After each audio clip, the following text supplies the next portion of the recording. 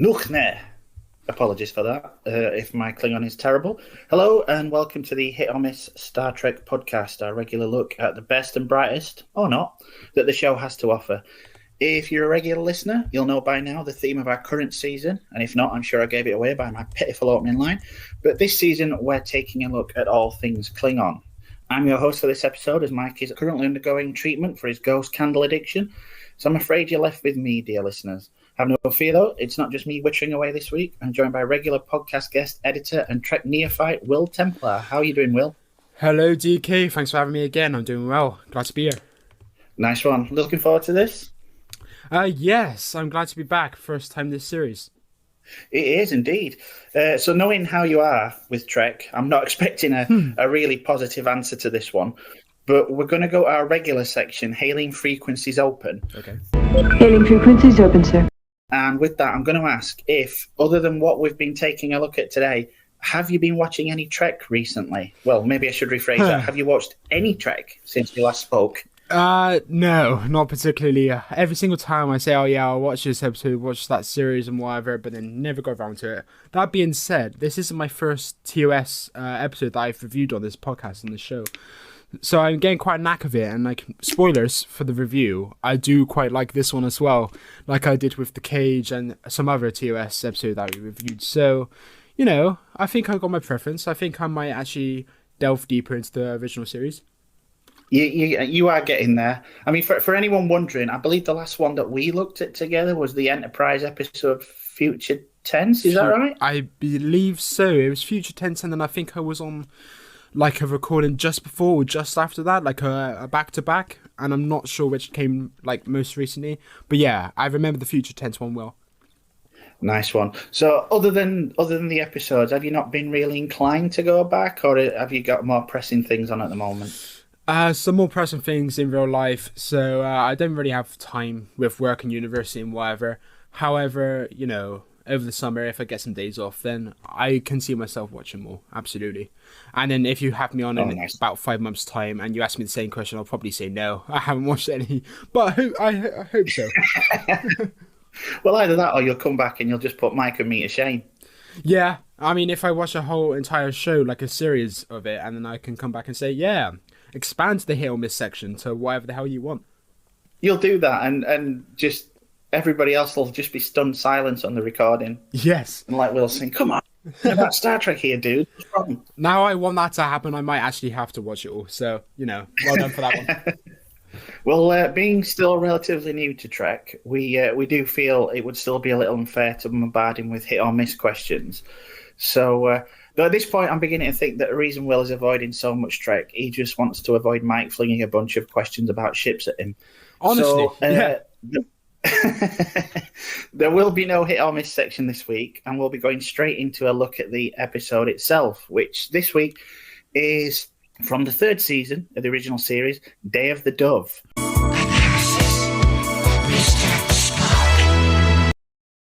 Now, it's first broadcast on the 1st of November, 1968, in which, spoilers, but, you know, I'm sure the statute of limitations on those have passed by now, the crew of the Enterprise is forced by an alien entity to fight a group of Klingons on board the ship.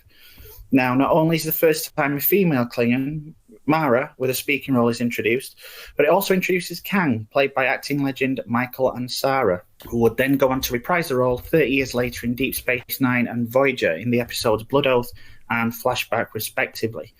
It's frequently referred to as a standout in the off-maligned third season, and back in 2014, the site IO9 listed the episode as the 99th greatest episode of Star Trek of all time, which may not sound all that great, but even back then there were well over 700 episodes, so, you know, whoever did the ranking back then certainly found it leaning towards top tier.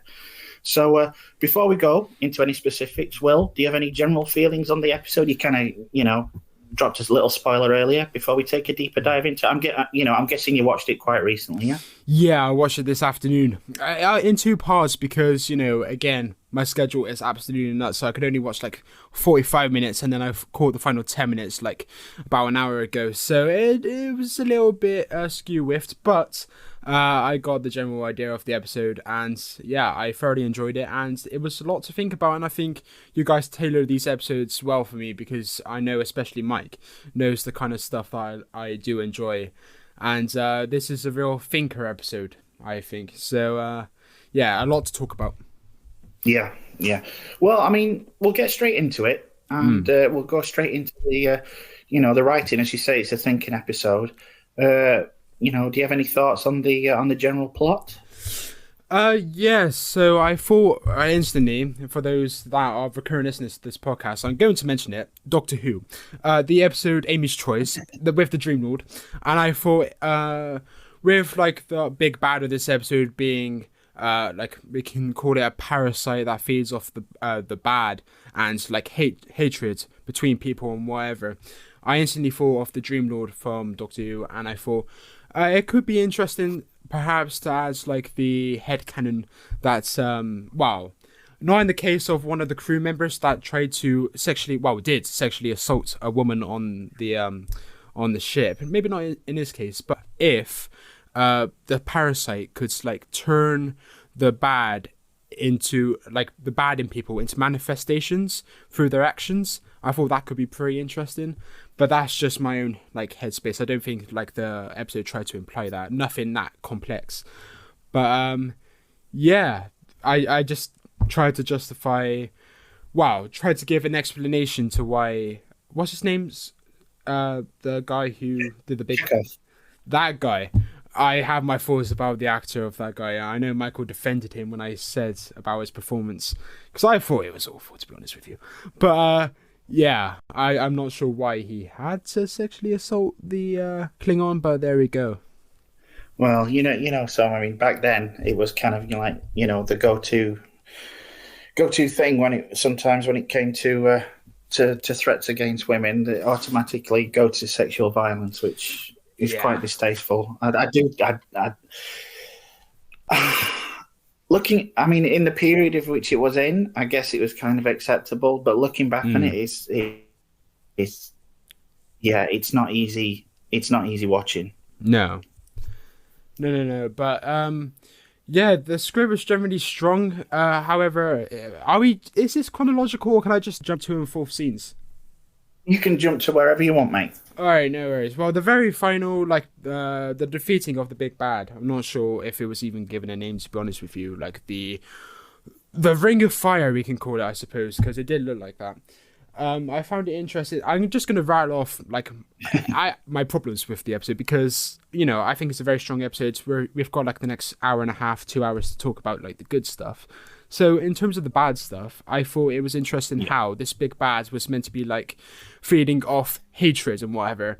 And then they defeated the big bad by being hateful towards it. Because it was like, oh, we don't like you here, get off our ship, blah, blah, blah, blah. And I was like, well, if it feeds off hatred, can it not feed off the hatred of the big bad that they are currently, poking with a stick, saying, get out of here? And I thought that was pretty interesting why that couldn't, feed off. But again, like Mike says, you've got to be forgiven of these things because it was like 50 years ago. Yeah.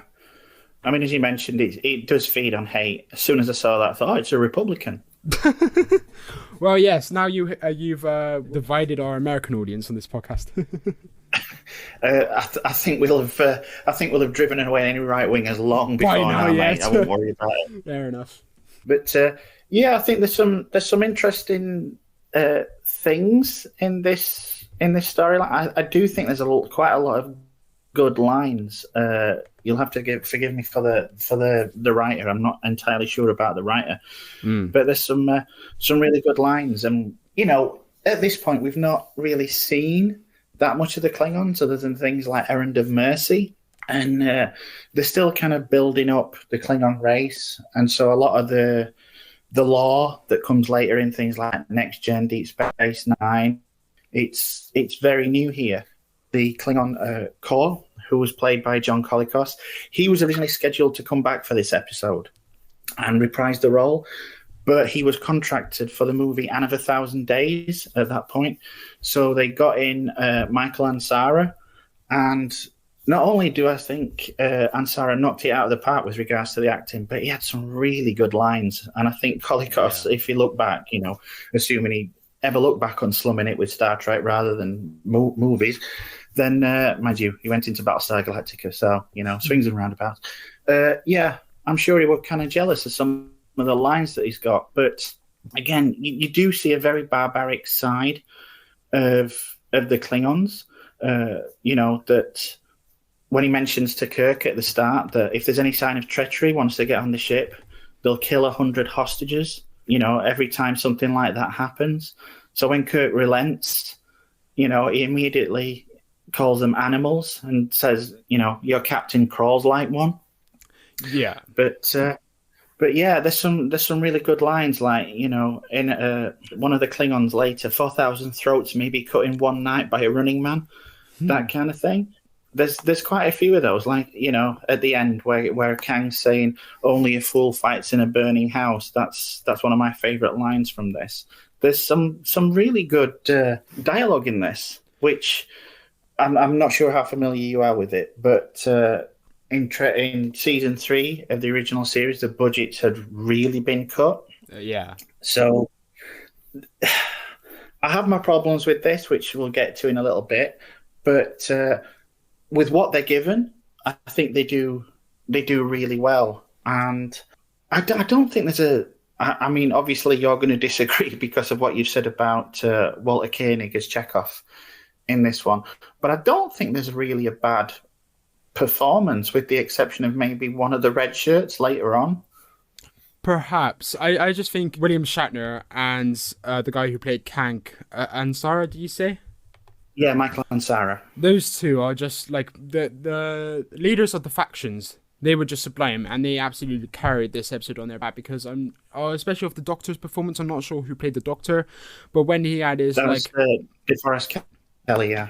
Yeah, when he had this moment of like, oh, where's the military man inside of you? I just thought, oh, this isn't great, but just because of the music as well. Because I thought the music throughout the episode was generally fantastic, except from in that scene where he had to be a bit more intense and the music was a bit too mixed a bit too loudly.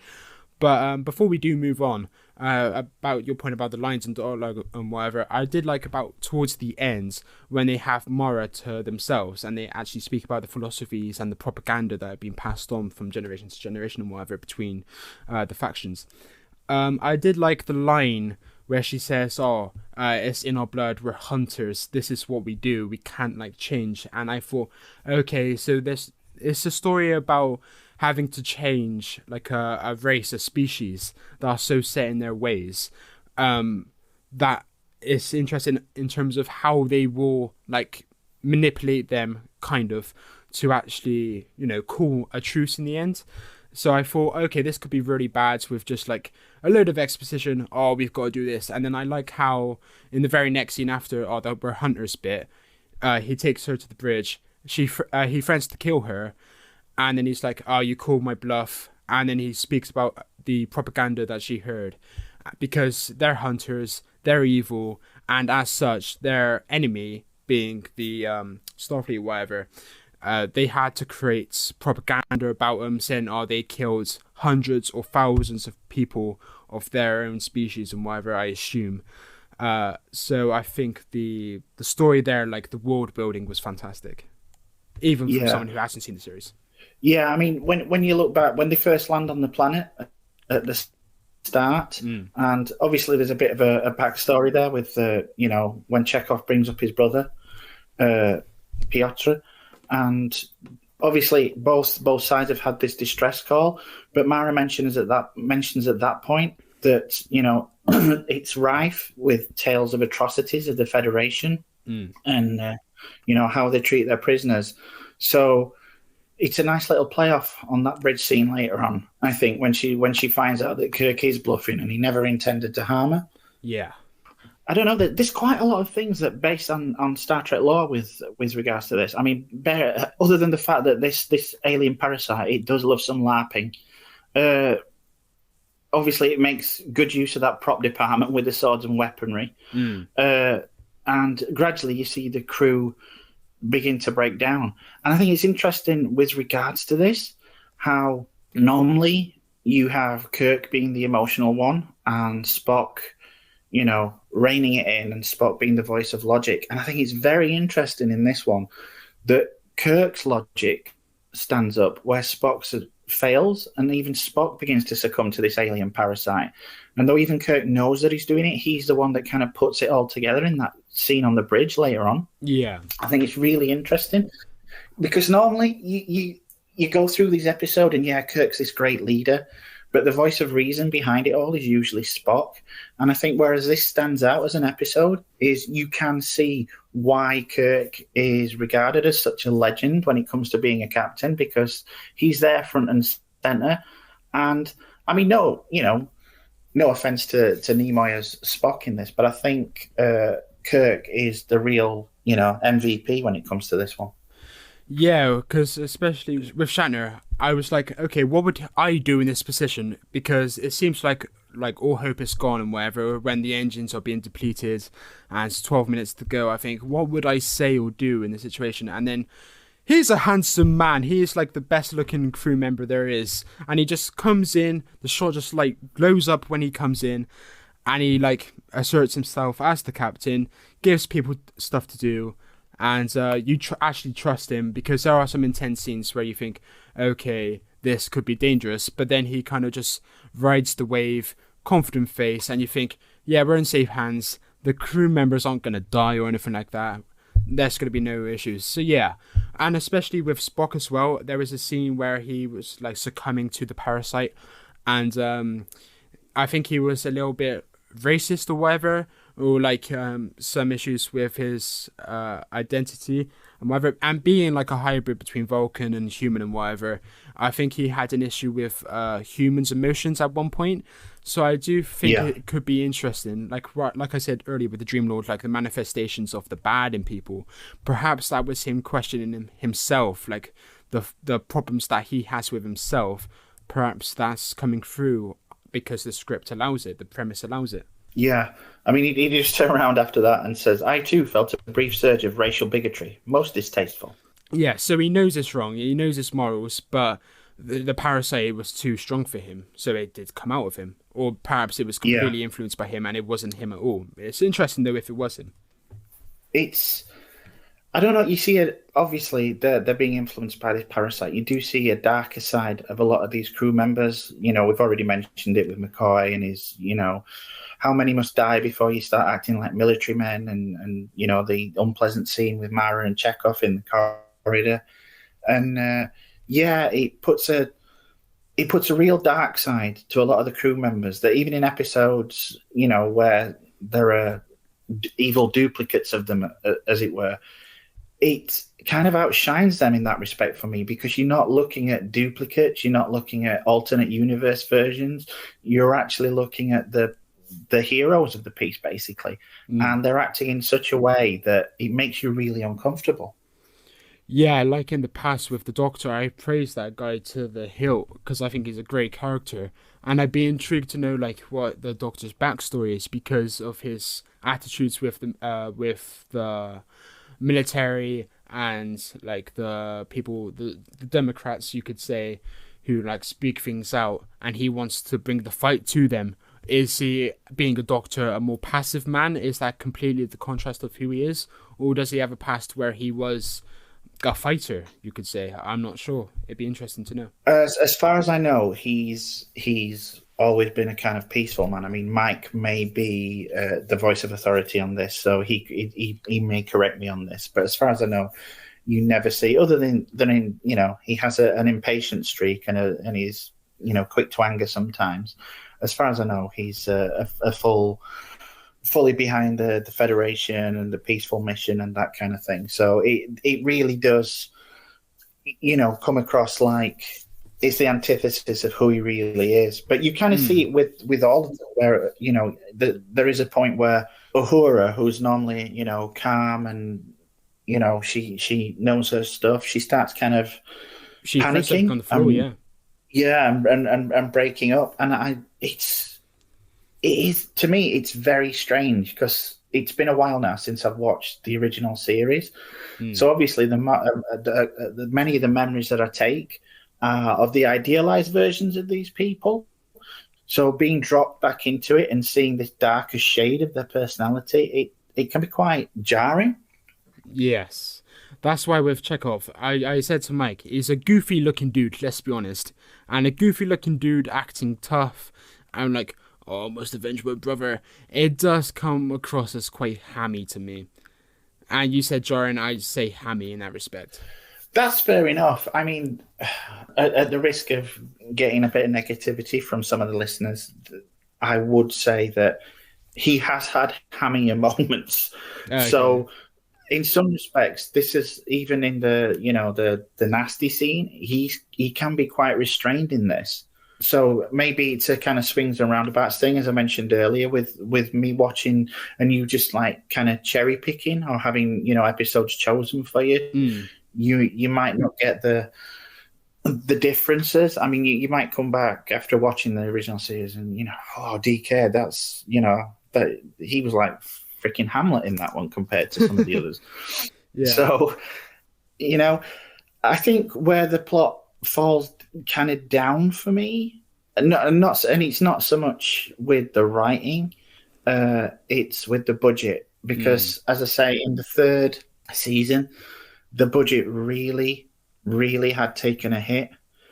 And so they kind of explain away the empty corridors by saying, oh, everybody's trapped, in the lower decks.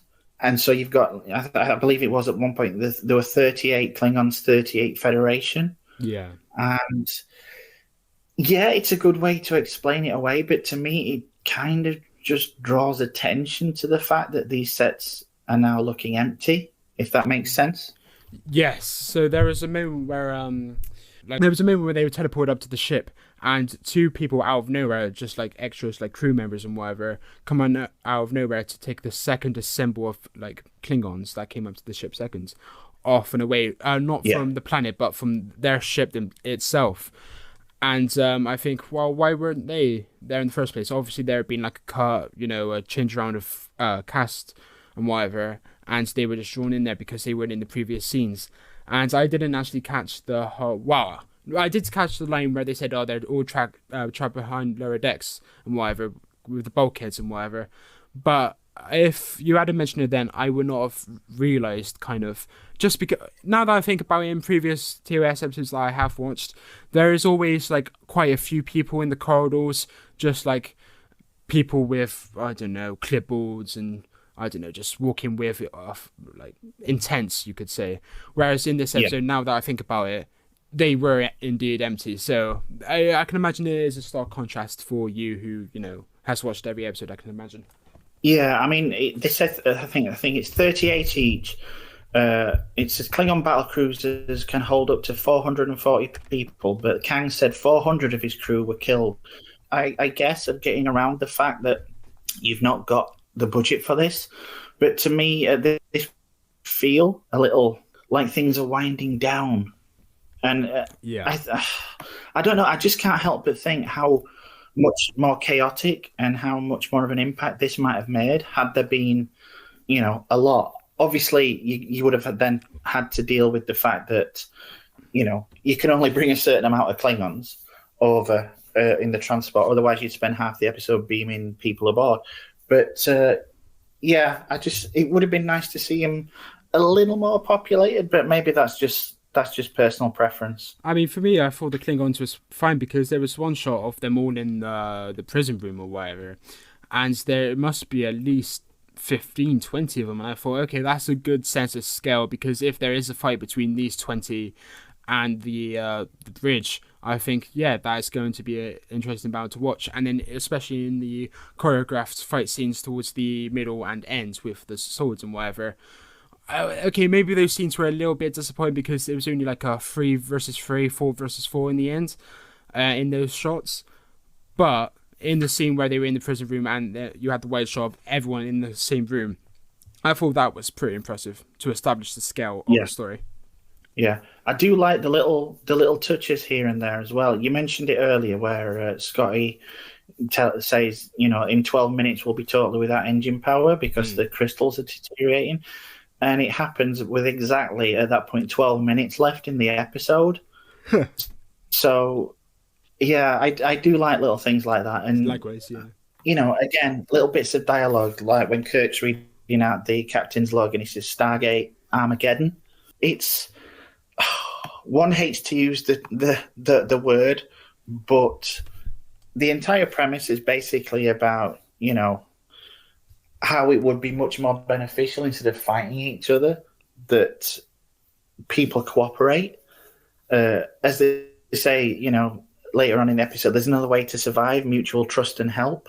And looking at it from today's modern lens, these people that are suddenly accusing Star Trek of being woke, you just kind of wonder where they were when this episode was screened, because this is like, kind of the very definition of accepting your enemies, as it were, rather than fighting them, because eventually it's going to lead to your utter destruction, whereas cooperating with each other can only benefit you. You see, I would agree.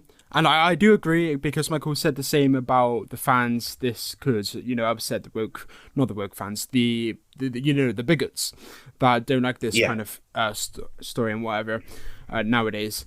But I do think if this wasn't the final Klingon story, I don't think that kind of has the impact it could have. For example, if this episode had a more conclusive ending of, okay, we have to actually have a resolution to the story, wherein, should I say, in the future we do live peacefully because something like this could happen again. Whereas how it was played in the episode seems more of a comedy bit, in terms of where the faction leader hits Shatner hard on the back, in terms of a playful but still firm way of saying, oh yeah, we're good, but I'm still gonna hurt you, as to say, well, we have to get this enemy off the ship, but I still hate your guts, you know what I mean? So I still get the impression that, okay, in a few series time, the Klingons will be back, and they'll be back for vengeance, and they'll still hate each other, no lessons learned. And because that's just the impression I get, because, at the end they are desperate, the duration is depleting, they have to get rid of it, so they just smile and it goes, you know what I mean? It's not genuine, it's not sincere. Well, obviously, I mean, after this, we had episodes in the animated series with the Klingons, but for a lot of the time, that wasn't really considered canon. Okay. And I think the next time you really see interaction between this crew and the Klingons is in Star Trek 3, Search for Spock, where Kirk still has that kind of distrust of Klingons, but then, the one played by Christopher Lloyd, crew, just straight outright murders his son that he's just found. Right. And I think that's where, things kind of take a downturn. So with regards to that, that kind of thing, I do think it kind of works. I see your point with regards to the humor of the situation. It would have been nice to have another episode after this, as you say, to see how things would have progressed or not progressed. But again, I think it's a shame that it's down to budget and what eventually happened with the show's cancellation. And as you say, it's kind of a missed opportunity in that regard. Yeah, and I think a lot of these things, in terms of, I watch these isolated episodes and I think, well, I hope there's more context to this in future or past episodes. And then more times than not, I have you or Mike say, no, it was a missed opportunity because it never kind of gets brought up again. And I just think, oh, that's a shame, because there is definite potential with a lot of things in these original series episodes that aren't being played upon by the sounds of things. Yeah. There's a lot of interesting little kind of technical stuff in this where things are kind of done for the first time, as such, or the last time. There's a signal on Kirk's communicator to warn him, obviously, that they're under a hostile situation, and because of this, the Klingons are kept in, I suppose if we're using next generation terms, they're kept in the transporter buffer while a security team's called. There's also some intra-ship beaming. It is routine in later incarnations of Star Trek. It's called site-to-site transport. But it's the first and only time it's done in the original series. It is referenced before in Shore Leave, but this is the first time you actually see it on the ship. on the series. Yeah, and I know it's been a while since I've seen this, but I was actually surprised that the red shirt down on the planet makes it back from the planet in the first place, because there's a scene right at the start where the Klingons line up all the crew members, and he says, you know, if I don't get what I want, I'm going to start torturing you. And your first thought is, yeah, it's going to be the guy in the red shirt at the back. Yeah. But he doesn't. It's actually off, and I was quite surprised that guy made it back in one piece, because by this point in proceedings, whenever you see members of the crew on a planet and they're in danger and one of them is an unknown, you've pretty much guessed who's going to get it. Yeah. I mean, when they put that device on the guy's cheek or the neck or whatever it was, I thought that was pretty much it. I thought he was dead. So when he set not Spock, was Kirk, you can't do this and whatever, I was like, oh, he's alive. And then they just jump on him again. I was like, okay, that didn't kill him. What's going on? Yeah. Yeah, and then it goes, I mean, it does try and give some background with regards to the Klingons with raids on the outposts, and I'm not sure, again, if that was set before Errand of Mercy, because at this point, this Organian treaty, where they're not supposed to be attacking each other, is in effect. Where that goes with relation to this, I don't know, whether the Organian treaty is failing or whether this parasite has got more power. But when they tried attacking each other back in Errand of Mercy, they got like this kind of white hot flash around them, so they couldn't get near each other. That seems to have kind of gone out the window by this point. Interesting. I mean, I don't know where it stands in relation to this, but yeah, I think it's actually a decent episode. It's well plotted. There are some, as we've said, you know, I don't want to keep going over them, quite distasteful parts on this. Obviously, the Klingons, for the most part, they're in blackface, which is even darker than they were in episodes before. Right. You've got the racial slurs, the assault by Chekhov. I mean, yes, they were being made to do these things by the entity, but it's still quite uncomfortable to watch, especially the one between, you know, Chekhov and Mara. Thankfully, he gets knocked out straight after. Yeah, it's a hard watch. Yeah. I've got to say, you pretty much would if you ran into that happening. True, but, and like in relation to the series as a whole, series 3, because you said the budget problems and whatever else, I did look on IMDb shortly before this recording just to make sure my score wasn't too lenient or harsh or whatever. I wasn't going to change my score, but I was interested to know, like on the other episodes, where I kind of fit into the consensus, what people generally think, and I think, judging based on the IMDb scores of the other episodes in this series, this, I think, is like the highest rated, or in terms of like the highest 5 rated episodes of the series. So I think Michael said this is one of his favorite episodes from the original series and whatever. And I think, is it just because, I know Michael's going to listen to this, I'm interested to know what he thinks retrospectively, if he'd still say the same watching it individually and not as in the context of his series. But could it just be because it's the best of a bad bunch, perhaps? Like, I think it's a good episode, but if the series isn't the best, maybe just because it's a stronger story, he thinks it's his favourite. I'm not sure. Do they, when you were looking it up, is it a question of comparing it to the series in general, or just season 3? Just series 3, I mean, yes. I don't know. I guess it's down to personal preference. You do have some really good episodes in series 3. I mean, they do kind of try and get around the budgetary problems as best they can. I mean, one of my favorite episodes, Tholian Web, it's a series 3, which interestingly enough, they reuse section where the aliens, like hovering over the people in engineering, they pretty much cribbed that scene and just replaced Kirk in the Tholian Web with that alien parasite.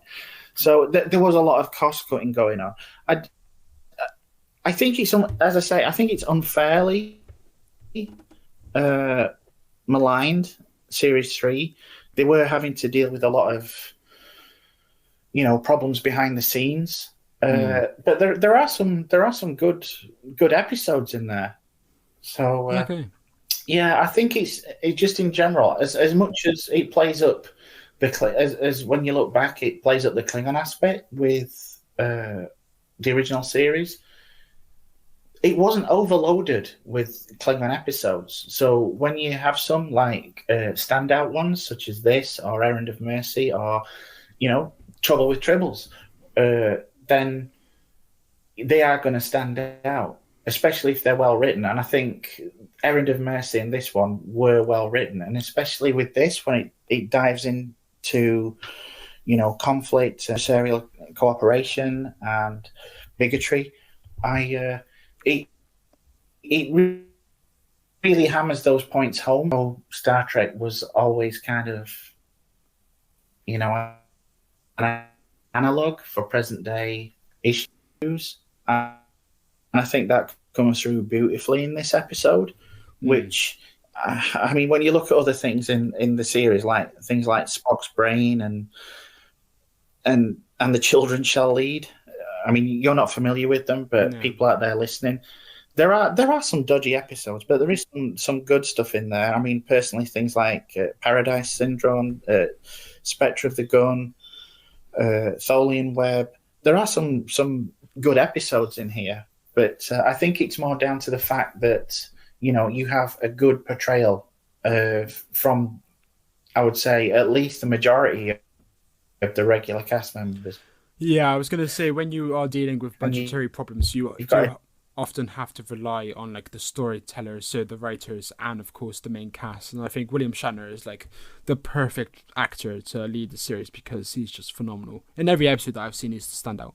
And I think especially in this one, I mean, don't get me wrong, I love John Colicos and Sarah as Kang in this.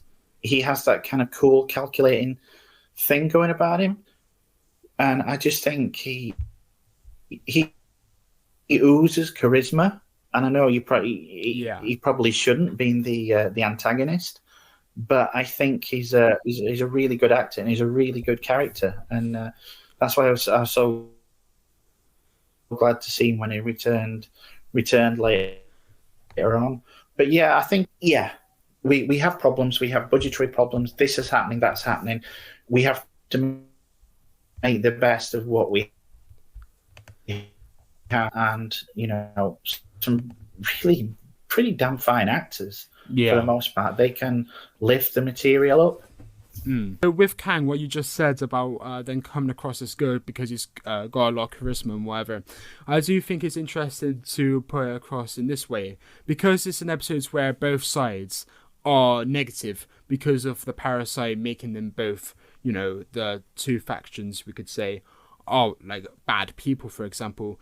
With Shatner and Kang, Kirk and Kang, should I say, they're both the leaders of their own factions who both believe they're doing right. For example, with, I forgot her name, who, Mara, of course, who says we're hunters, this is just what we do, this is our instinct, this is what we've always done.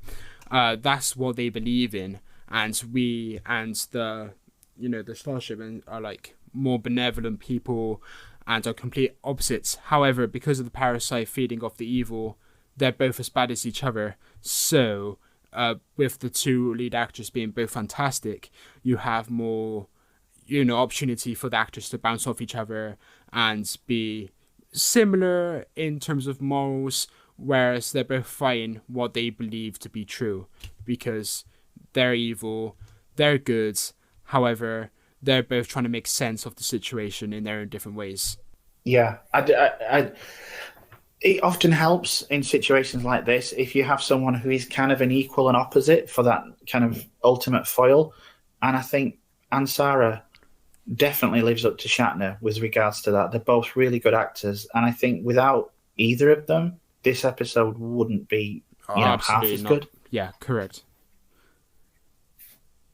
Yeah, I mean, with that, I mean, if it's okay, if you've not got any more notes on the writing, seeing as we're kind of naturally going into it, are you all right to go ahead with the acting? Let's do acting.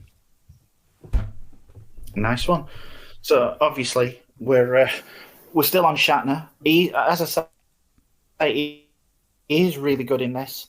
We do see that element of hamminess that he's known for, but he doesn't have to pull his weight in this. He is the best actor, and he's also given the most to do. I don't know if this has anything to do with Shatner wanting, the lion's share of good lines or the lion's share of the action, but it definitely pays off in this episode. I think he's really good, and as I say, this plays up to the fact that Kirk, is considered a legend when it comes to being a captain. Yeah, and it's back to my point earlier, whereas he's seemingly in impossible situations to deal with, and he still pulls through with his reassurance, with his calm nature. He never panics, and he knows exactly what to do to eliminate a threat. So I think he deserves his legendary status in series, in universe, should I say. Definitely. And again, Ansara, he was brought on to replace John Colicos, and I think they played a blinder by getting him, because if Colicos hadn't got other commitments, Ansara may never have been seen, and I think that would have been a real loss, because as character actors go for guest stars, I don't think you could have got a better type of actor. I think he's fantastic in this one. Even when he's listening to Kirk over the audio comm, and he's like contemplating on whether it's a bluff or a trick or whatever else, I think him literally just standing there with a sword in his hand and contemplating the situation is enough. And when they threaten to kill his wife Mara, he's very unapologetic. He understands, like the character understands, that it's a death for the war. And it's interesting to see his performance where he's clearly contemplating, is it the right move? Yes, he says it's a death of war, but you can see he's seldom upset. Maybe not the word upset, not the word to use, but he is a little bit fearful of losing her as a result of the war, even though he's a very bloodthirsty person whose, commitment is the war in the first place, because at the start, all he could go on about was war. So it's like the subtleties in his performance, with the character's kind of traits and needs and whatever, they really shine through, and I don't know anyone else who could have pulled off such a performance, to be honest with you. Yeah. I mean, you mentioned that bit where he's listening on the communicator and he's, holding the dagger, and that is such an iconic image now, and I just look at it and I get the same kind of "that's so freaking cool" vibes that I do when I, see certain scenes from Pulp Fiction. It's that kind of he has that kind of weight about his character that you just think this guy's just amazing, badass. Yeah. And he's unpredictable as well as an antagonist. You say the charisma makes it odds that he is a villain, but I think the unpredictability of the character is what makes him a really strong antagonist. Well, I mean, we've mentioned Mara quite a lot. She's played by Susan Howard, and I think if there is a kind of, third place in this with regards to a triumvirate of good acting, it's Susan Howard. I think she's absolutely great in this, and this was the first time that we'd really, seen a Klingon woman, especially in a speaking role. So, yeah, she really sells the character.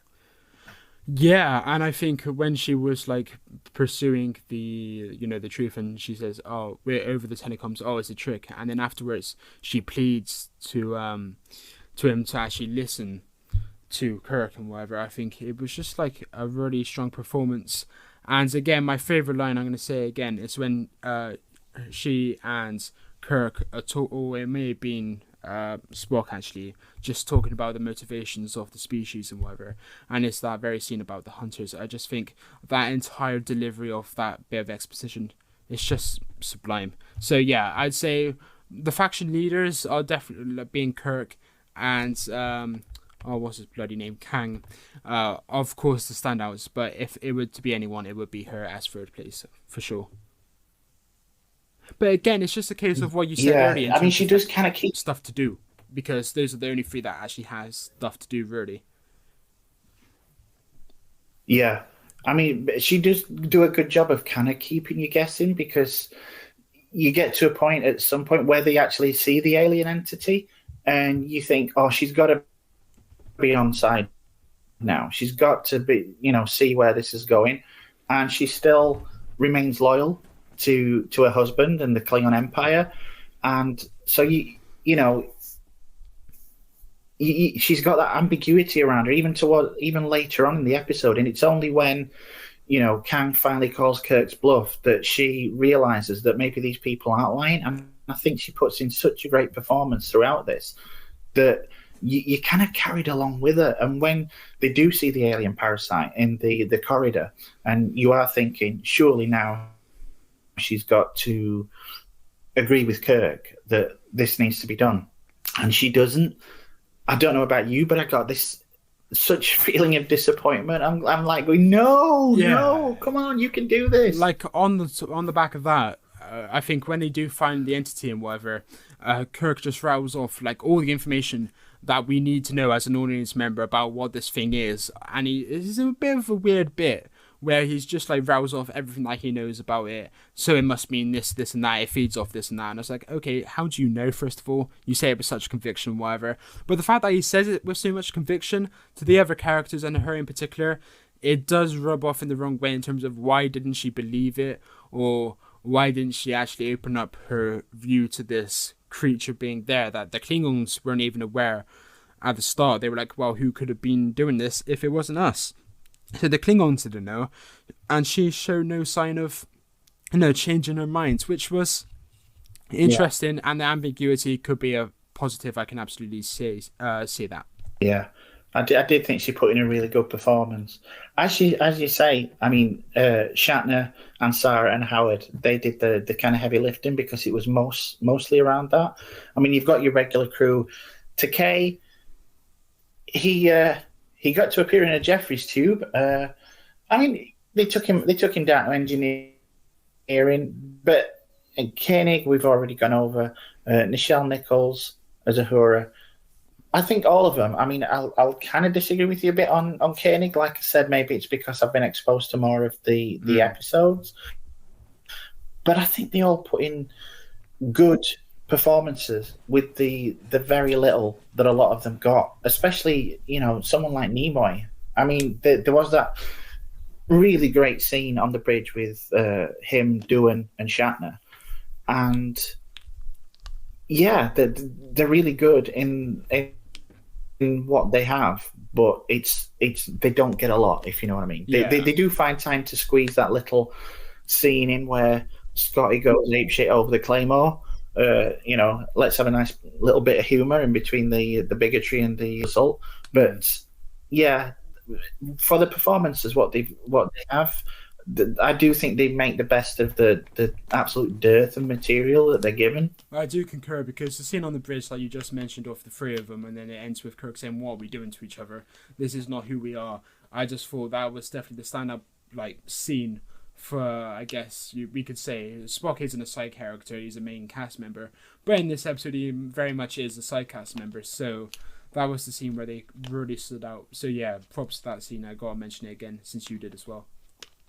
I think the only other guy who gets kind of, in some respects, he gets as much screen time as some of the main cast is David L. Ross, Lieutenant Johnson, I believe, the red shirt, who starts giving Kirk some lip later on in the corridor with regards to going and fighting the Klingons. He was a prick. Yes. But you kind of expect that from red shirts and Starfleet admirals. They have a tendency to be assholes sometimes. But he even in the midst of everything, I would say he kind of made Walter Koenig's performance look understated. Yes, I can buy that. I've also got to give a shout out to Mark Tobin, who plays a Klingon in this episode. And just going back to the previous one that recorded with Mike, he would return more than 30 years later to play a Klingon in the episode Barge of the Dead on Voyager.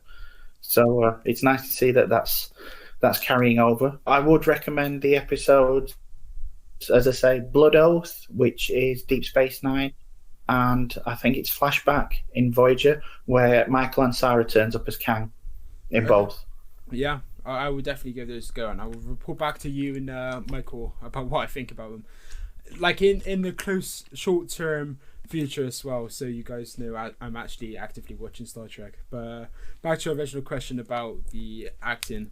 I've said like Chekhov, his outburst, it gave him something to do, and I will trust your judgment when you say, well, it's been hammy more so in other episodes, so in this episode it's quite tame. And again, it was only one scene where he was like proper hammy. And even then, it was to propel the plot forward in terms of what the big bad's capabilities actually were, in terms of manipulating, not only changing matter but also changing memories. Oh, this guy suddenly has a brother that he actually believes to be palpable, and like actually died in the past. So I guess it's good to establish, that. But again, just because he's a goofy looking character, getting angry, it doesn't bode well, but again, for the plot, it propels it, so it's not really a problem. That's fair enough.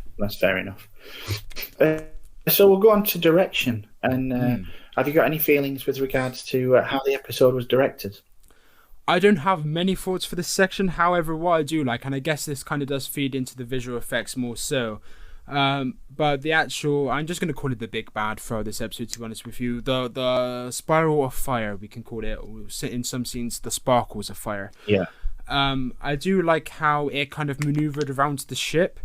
So from the director's point of view, it's literally just panning the camera, more of a cinematography kind of point, really, the camera moving. But the visual effects of like the big bads, like maneuvering around corridors, going down elevator shafts, I did actually find that really impressive with how the dynamic of the visual effects kind of did work in that respect, because it could have been so shoddy. Thinking about like classic Doctor Who, I think the original series of Star Trek shits on classic Doctor Who, at least the first 10 years of it, just because you would never see anything like this in Doctor Who, and if you did, it would be some shit like the Web Planet, the William Hartnell story, of just like experimental television just done horrendously. Because whereas with this was experimental television with like playing with visual effects done really well, because you could actually kind of sense that it wasn't, well, we obviously know it's visual effects, but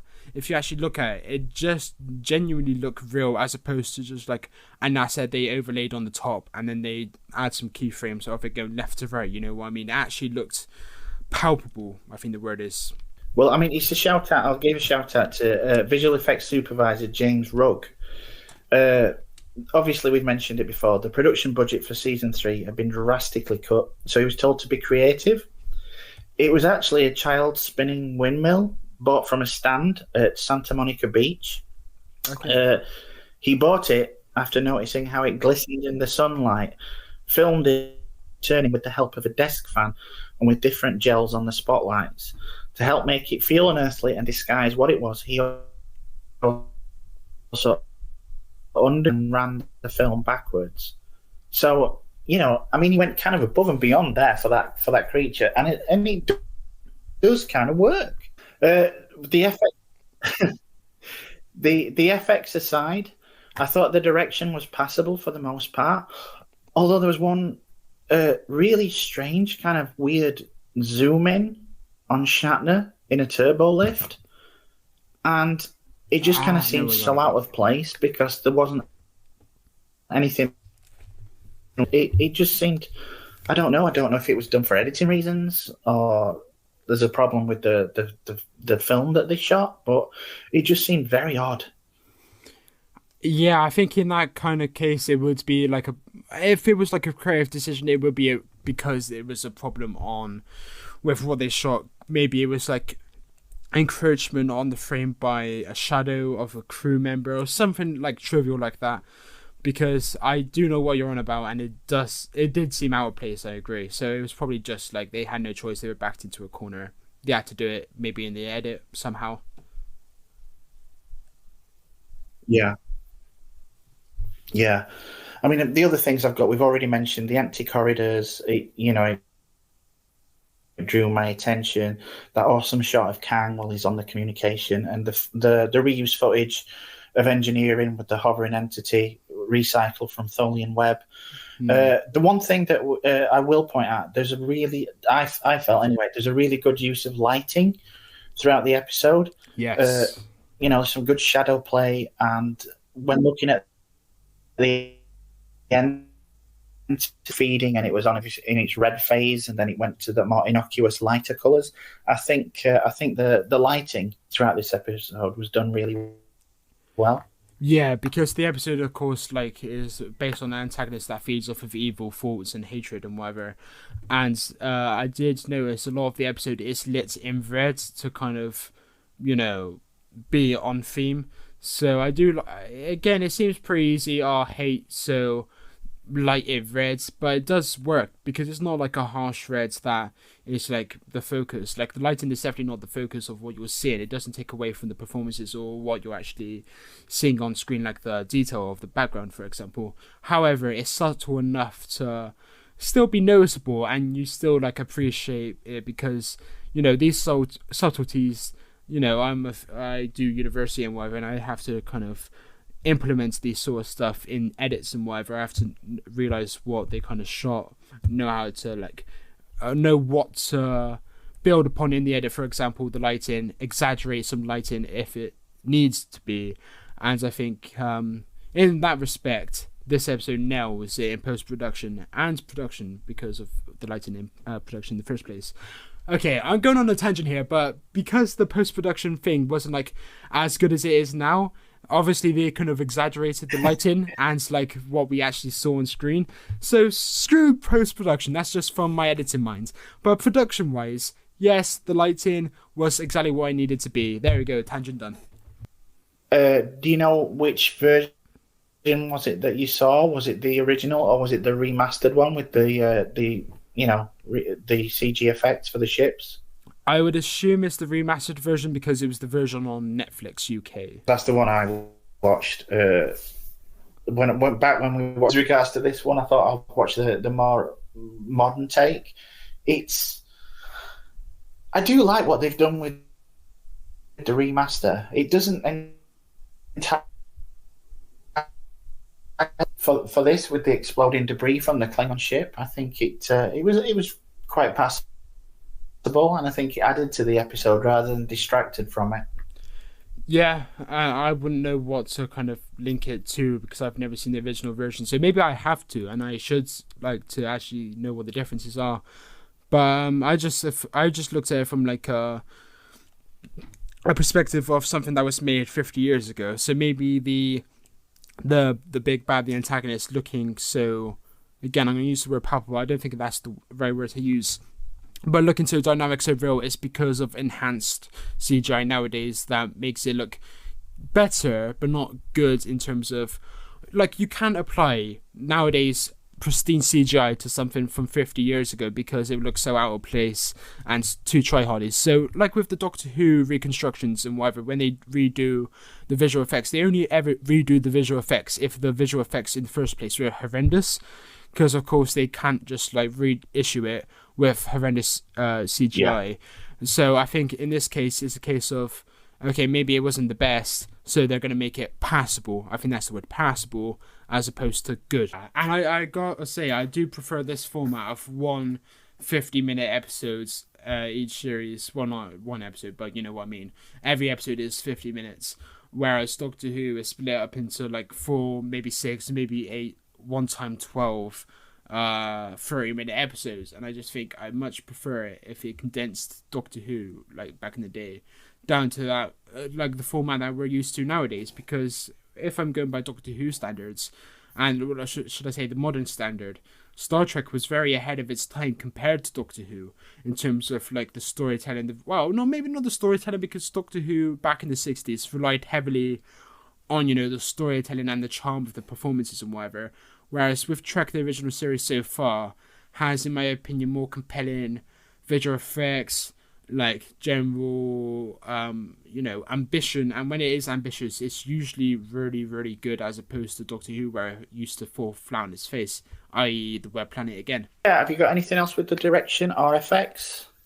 No, I think that's about it. Whereas, the matter changing between normal everyday objects and the swords. That was pretty good because with those kind of shots where you have to literally match the exact framing for it to actually work and not look comical, it's so difficult to do. And especially with the lighting, with shadows and whatever, and I thought they did a good job because, especially with the swords on the table, it was pretty much seamless. Like, from like a filmmaker's perspective, like from your perspective of where you just watch absolutely everything, and you're well versed in terms of like how TV is made and whatever, and film is made. What like they kind of pulled off there behind the scenes. Whereas if on screen, it just played off really well, and that's my only real fault. It's like the matter changes that was done well, and not much else, to be honest with you. It was done really well, and I do like the conceit. I mean, again, it could be down to, budgetary reasons why they thought, well, if we have too much phaser fire, or it could just be down to the, it's hard to know when in a situation like this what to give credit to. But yeah, I think it was done really well, and it kind of added the swords, and as you say, it was done really well how matter transmuted from one to the other without looking hokey. Yeah, and especially back in the day, especially when it's still so tough nowadays. Yeah, because there's no like changing the angle of the camera. It's literally frame for frame the same. So it's impressive that they could pull it off. Yeah, I mean, in lesser shows, you will get subtle differences in the shadows placed with another shot, but I think they've done really well with this. Yeah, that's all I've really gone the direction. But yeah, props to them because I've only got positives to say about it.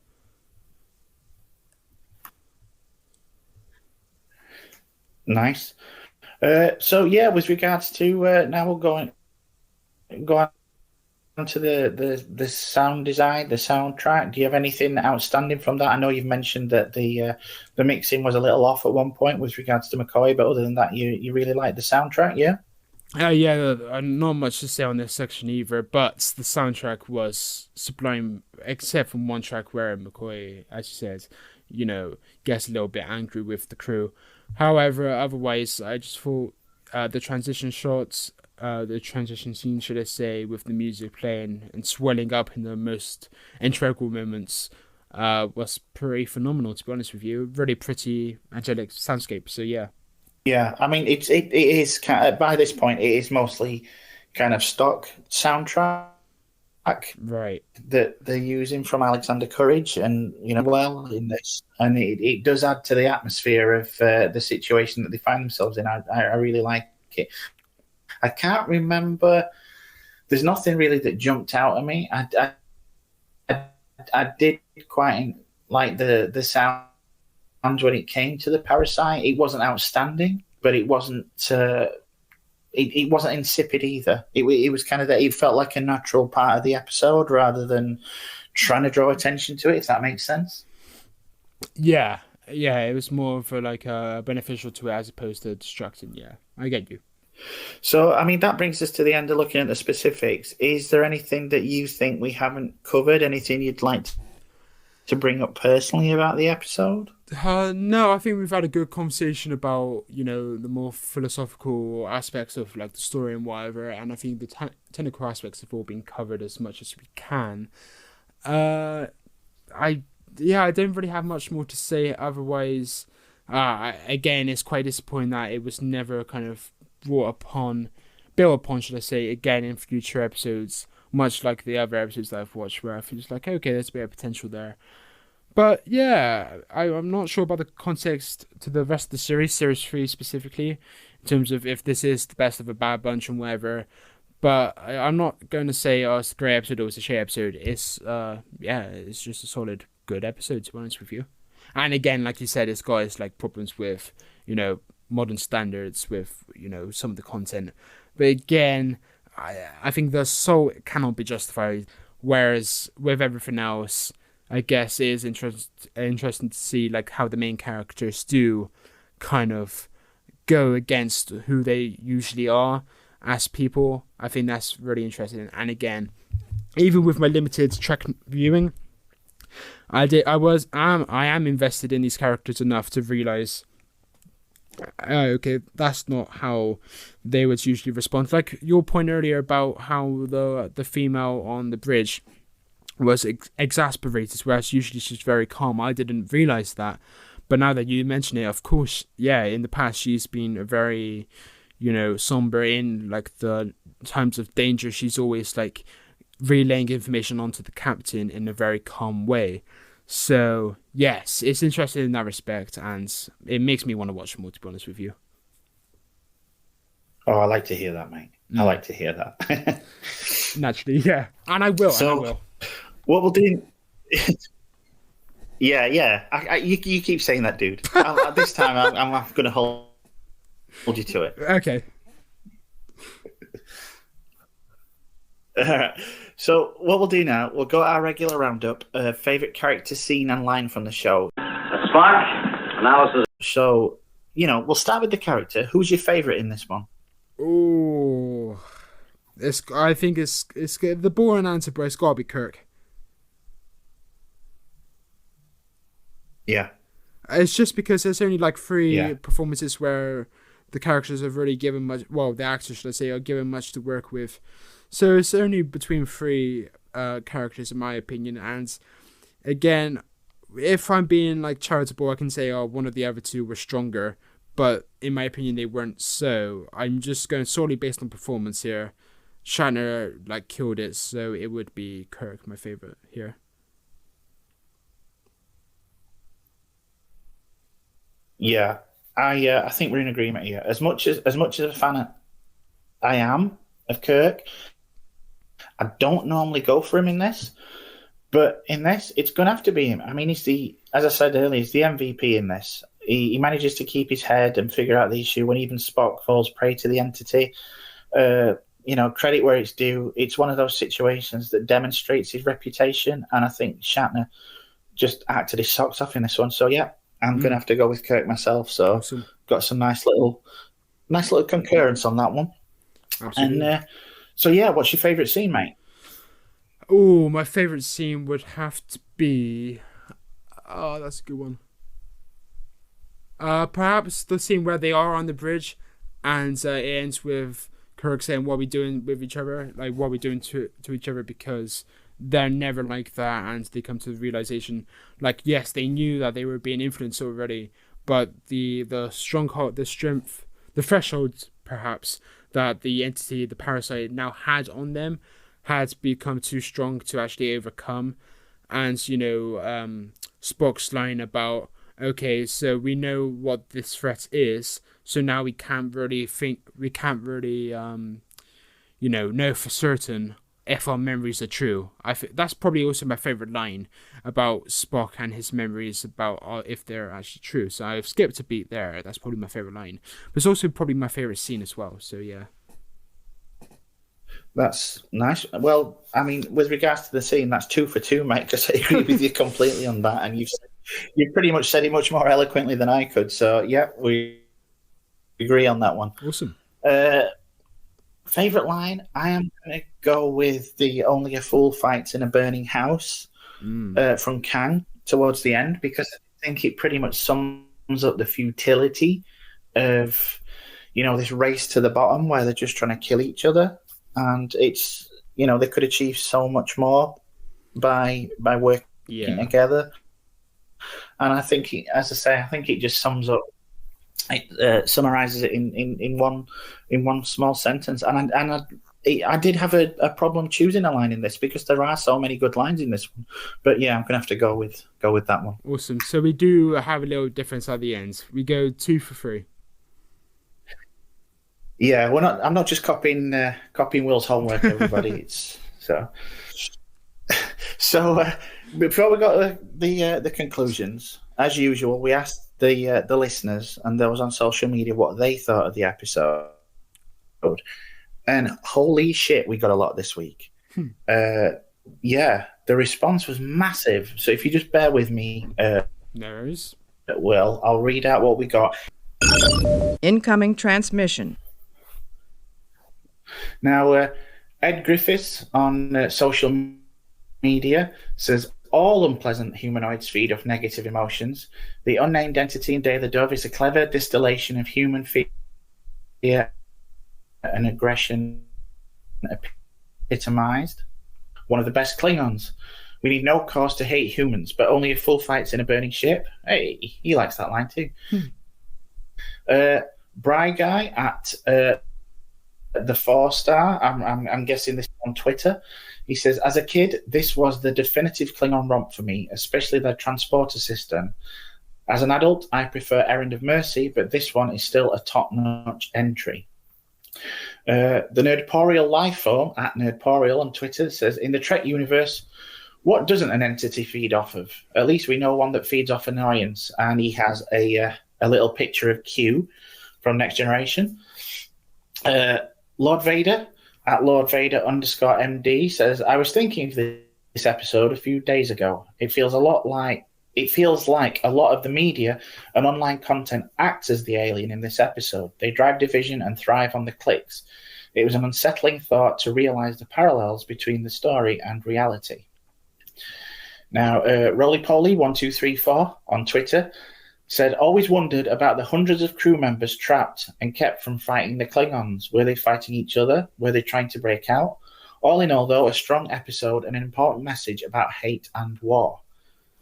Mike Poteet on Twitter at BiblioMike says, one of the series' best in season 3 or any season. Its message of needing to resist hate, despite having real grievances, is a challenging and still timely one. Plus, sword fights on the Enterprise. What could be better? Rick Taylor says, I love this episode. I love this deeply conceptual episode. The poor creature will probably vomit if it tried to feed on me.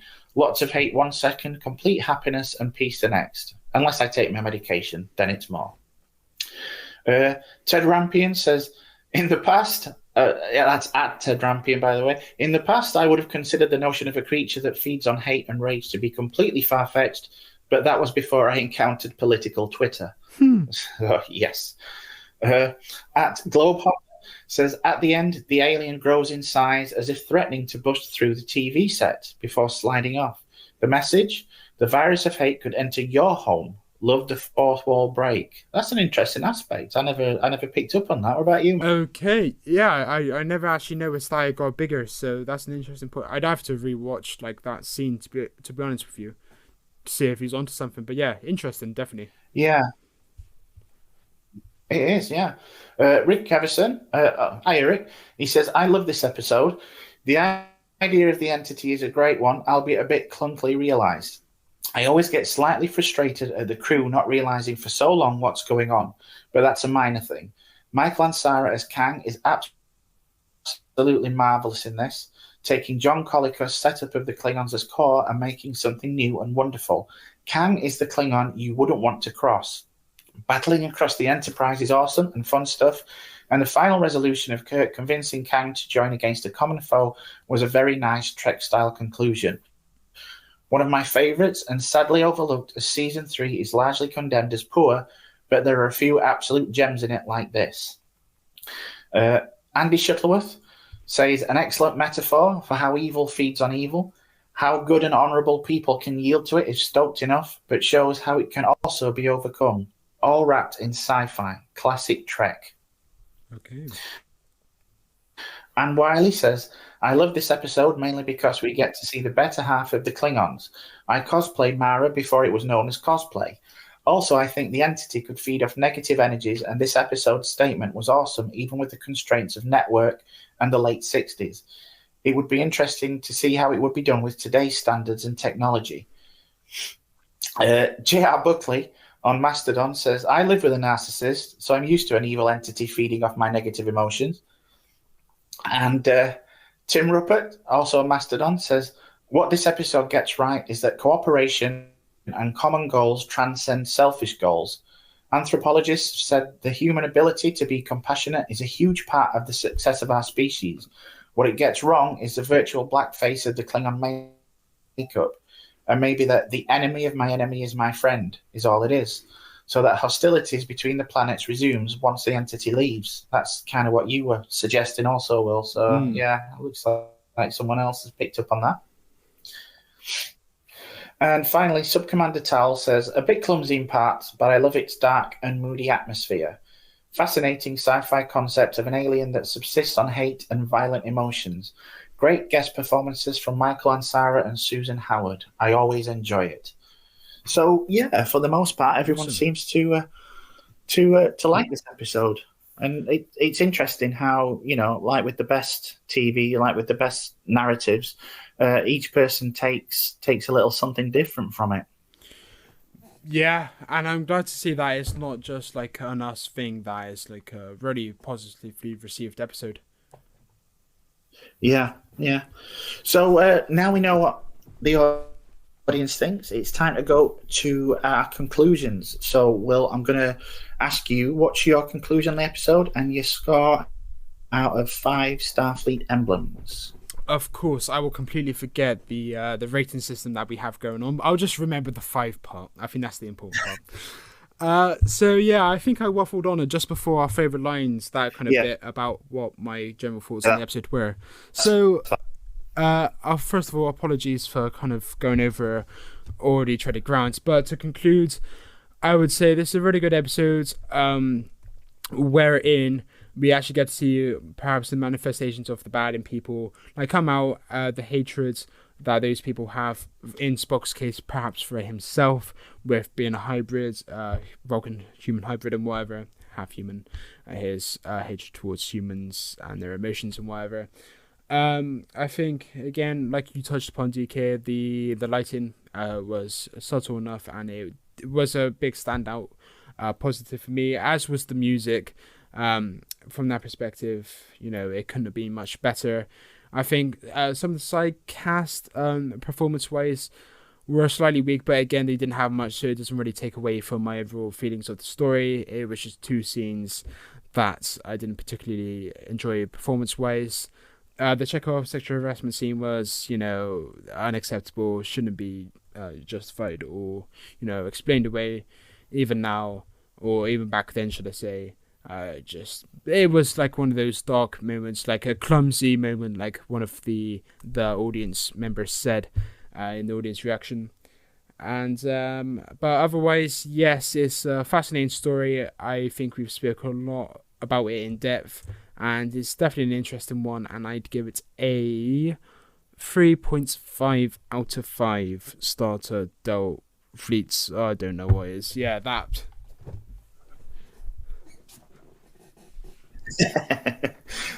Nice one, mate. I'll give mine, and then we'll work out the average.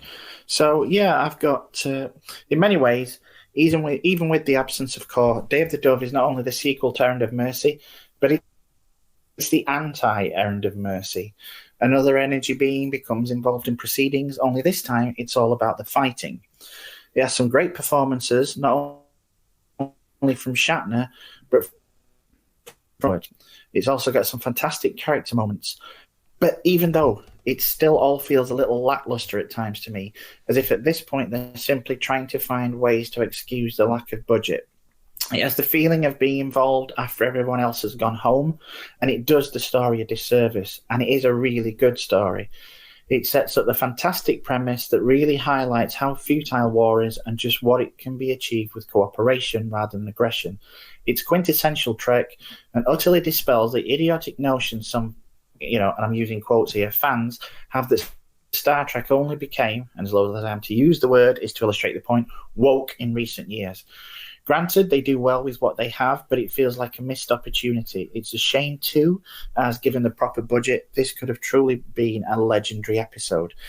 And I've given it 4 out of 5 Starfleet Deltas, which brings, together with Will, it to a 3.75 average. That's interesting. So, you were harsher with your review, and you gave it a higher score than me, who I thought was more positive with their review. So that's interesting. But I think you're right about the budget and stuff. It could have been like a 10 out of 10, 9 out of 10 with the budget. Oh, easily. If they weren't suffering from the the budget cuts at that point, I think it would have been up there with the very best of Trek. So as it stands, I think it's good, but it just kind of misses out on that. So yeah, it's a shame. Yeah. So I don't. It's on the leaderboard. It's definitely not the worst one this season. So yeah, it's held up and it still holds up. So yeah, there you've got it, everyone. You've heard our thoughts on the episode. Anything you'd like to add? If so, please contact us on our social media accounts. Link, as always, are in the description, or just leave a comment on our YouTube channel. And as usual, if you've enjoyed this episode, please like, subscribe, and share. And once again, if you listen to this and thought, hey, these two aren't that bad together, they're not completely useless, and want to listen to our review of Enterprise's future tense from last season, or hear what Mike and I thought about the aforementioned Errand of Mercy, then please check out our early episodes. It's just a thing for your commute to work, or if you're so inclined, meetings while at work. And if you did enjoy this but still thought, hey, I could do better than these clowns, then drop us a line. We're always looking for fellow Trekkies to geek out about the show with. And you're more than welcome to join us in this relaxed atmosphere and talk smack about episodes you don't like, just like us. Until that, have you had a good time today? Absolutely, yeah. Thanks for having me. It was another, new thing that I've watched, and I've thoroughly enjoyed it. And you guys always picking like good stories for me to watch. I think my average on this show is probably like a 3.5. I think that's the lowest I've ever went. That's kind of a good run. Yeah. Although, at some point, Michael probably throw you a curveball. Yes, I'm waiting for that date. Maybe next time. Well, as I said, thanks for joining me today. It's been an absolute pleasure, and as usual, you've helped me out. I just sat here twiddling my thumbs, going, "Oh God, what do I say?" So, is there anything you'd like to tell people about while you're here? Anywhere the audience can find you on social media, that kind of thing? Yeah, sure. So my name is Will Templar. You can find me on Instagram, Will Templar03. I believe that's my tag, and you can also catch some Doctor Who game shows if that's kind of your thing. If you're into Doctor Who, simply type into YouTube Who game shows, all one word, Who game shows, just together, no spaces. And yeah, get your teeth into some quizzes. So yeah, check me out on there. Otherwise, yes, pleasure to be here. Nice one. Well, as usual, as we always do, we'll put the links in the description to make it easier for anybody that wants to check it out. Thank you very much.